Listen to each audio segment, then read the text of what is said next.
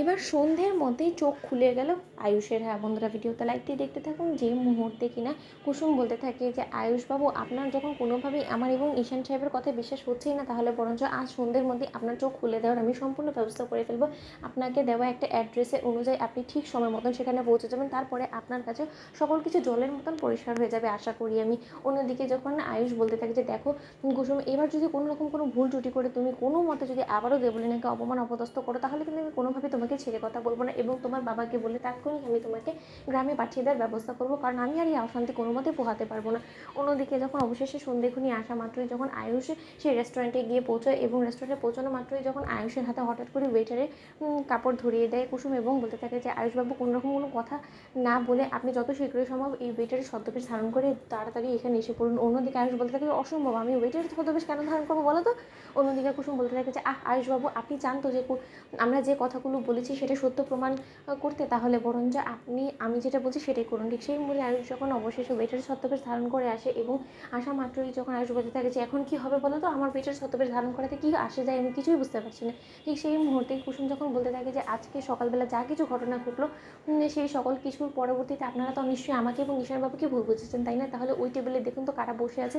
Debolina madam তো স্বয়ং নিজেই বললো যে তার সঙ্গে নাকি রোশনবাবুর কোনো রকম কোনো সম্পর্ক নেই। তাহলে হঠাৎ করে আজ সন্ধ্যের বেলা রোশন সাহেবের সঙ্গে ওনার বসার রেস্টুরেন্টে কী দরকার ছিল বলুন তো? আপনি একটু ভালো করে দেখুন। এবং তাতেও যদি আপনার কোনো রকম কোনো বিশ্বাস না হয়, আমি বিশ্বস্ত এতটুকুতে যে আজকে হয় সকালবেলা ঘটে যাওয়া সকল ঘটনাকে নিয়ে হয়তোবা তারা নিজেদের মধ্যে আলাপ আলোচনা করছে এবং এটা যখন আপনার বিশ্বাসই হবে না, তার জন্য আমি আপনাকে ওই ওয়েটারের ছদ্মবেশটা ধারণ করতে বলেছি, কারণ আপনি তাতে তাদেরকে মেনু দেওয়ার নাম করে সেখানে গিয়ে নিজে থেকেই যেচে পড়ে সব কথাগুলো নিজ কানে শুনে আসতে পারবেন। ঠিক সেই মুহূর্তে যখন কুসুম বলতে থাকে যে আরও একটা কথা আপনাকে বলে দিচ্ছি, আমি এবং ঈশান সাহেব কিন্তু সেই টেবিলের মধ্যে একটা স্পিকার লাগিয়ে রেখেছি, যাতে করে কিনা আমরা এখানে বসে তাদের সকল কথোপকথন শুনতে পাই। অন্যদিকে যখন ওয়েটারের ছদ্মবেশ ধারণ করে যখন আয়ুষ দেবলীনার টেবিলে গিয়ে হাজির হয় এবং বলতে থাকে যে ম্যাডাম আপনি কী অর্ডার করবেন যদি আপনি একটু বলতেন। ঠিক সেই মুহূর্তেই যখন দেবলীনা বলতে থাকে যে নাথিং জাস্ট ওয়ান কফি, অন্যদিকে রোশন বলতে থাকে যে হ্যাঁ আমার জন্য একটা কফি দিয়ে দেবেন। অন্যদিকে সেই মুহূর্তে দেবলীনাকে রোশন বলতে থাকে যে দেখো দেবলীনা, তুমি এরকম করে যদি চালাতে থাকো, তুমি দু নৌকায় পা দিয়ে চলবে এবং এতে করে তুমি আমাকে তোমার হাতে খেলনার পুতুল করে রেখে দেবে, সেরকমটা কিন্তু হবে না।